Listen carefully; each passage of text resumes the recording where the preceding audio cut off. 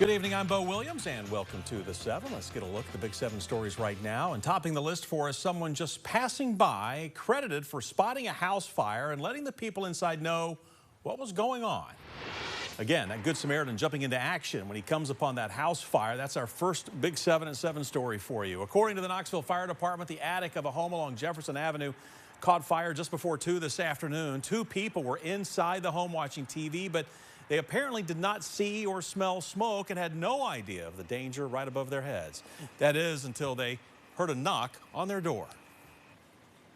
They had no idea the house was on fire. Their smoke alarms were not going off because there was no smoke or indication that there was any fire down in the living space. It was all up in the attic.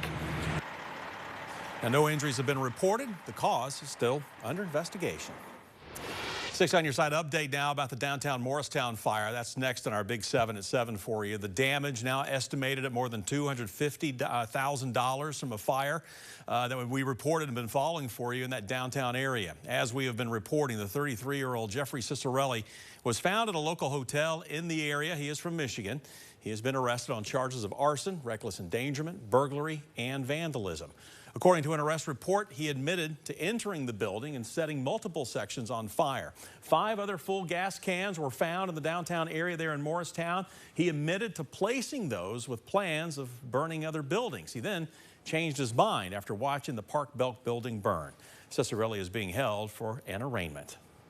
Our next big 7 at 7 is UT Medical Center restrictions with flu season in full swing here in Tennessee, and hospitals here now seeing more and more patients. According to this map, well, we'll have it for you in a little bit from the CDC. Tennessee is among 7 states in the country with the highest number of flu-like illnesses, and hospitals across Knoxville are taking precautions. The flu, COVID-19, RSV, the common cold fall under this umbrella of flu-like illness and share common symptoms. We're talking things like sore throat, congestion, fever. Some hospitals like UT Medical Center have gone as far as restricting visitors right now. Anyone under the age of 12 and anyone with signs of illness are asked to not visit unless they are seeking treatment. But the Knox County Health Department says, don't worry, this kind of illness uptick is normal for this time of year. It's what we expect to see during this time of year. It's nothing unexpected. When winter holidays come around, everybody gathers inside. It's easily spread, and we're going to probably see that continue with back to school. Well, hospitals will hold up their end of trying to prevent the spread of illness. They encourage you to hold up yours by washing your hands, staying home if you're feeling under the weather. However, if you do have severe symptoms, they encourage you to visit your primary physician or urgent care. 10 Metro Nashville officers being reassigned is our next big 7 at 7 for you tonight. Those officers being reassigned after the potential leak of the Covenant school shooter's writings. We should note, after the Covenant school shooter's writings were released, they were all a part of the Department's Special Investigation Division, those 10 that were currently disciplined. It's uncertain what unit or division that they will be transferred to. This is all after a conservative talk show host released some content online.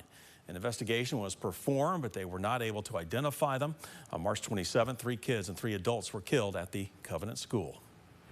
Safety in our local courtrooms is our next big 7 at 7 for you tonight. Have you seen this video? It's been shown just about everywhere.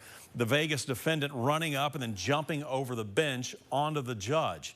Several others fighting with him until he's tackled to the ground. We spoke with Hamlin County Court Security Lieutenant Stephen Haig, who says they have several measures in place to prevent a similar incident, including panic buttons and multiple officers in the room. Normally, we will have an officer up here that is always assigned to the judge. So their main responsibility for that day is the safety and security of the judge and the clerk and stuff they've got seated right here. And of course, they'll pass papers and things like that. But if an incident would occur, their main responsibility is to take care of the judge and make sure he gets back to the chambers. We're also told there is a second officer assigned to monitor the public in the courtroom.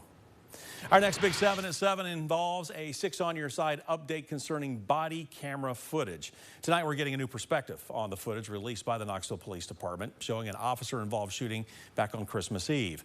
No one was injured during the exchange of gunfire, and as you can see in the video, the suspect, Leroy Victor Brooks, fired at an officer before then running into the woods. the officer firing back. Brooks was later found and is facing charges including attempted first-degree murder, multiple firearm offenses, and reckless endangerment, with additional charges possible. Today, we spoke to 2 retired law enforcement officers about the tactics used in this case. From a tactical standpoint, it looks like a really good approach, had enough space to react. The officer did a very good job of answering, engaging him, wanting him to put his hands up and just comply with being arrested, but this guy's having nothing to do with that. To read more about what these former officers had to say, look for this story at WATE.com. Erwin Lanza's bond hearing is our next Big 7 at 7 for you. Lanza in court today. He's the man charged with DUI and aggravated assault after a crash and apparent fight with an off-duty sheriff. This video is from when he was in court in December. As we've reported, 37-year-old Erwin Lanza told the trooper that he struck 4 cars before crashing into a concrete barrier. A TDOT truck was hit as well. Investigators say there were injuries in one of the vehicles involved. Now, Loudoun County Sheriff Jimmy Davis was off duty at the time, but witnessed the reckless driving, so he decided to follow. Investigators say Davis suffered injuries to his head, ribs. Lanza's bond set at $86,500. His preliminary hearing is set for February 5th.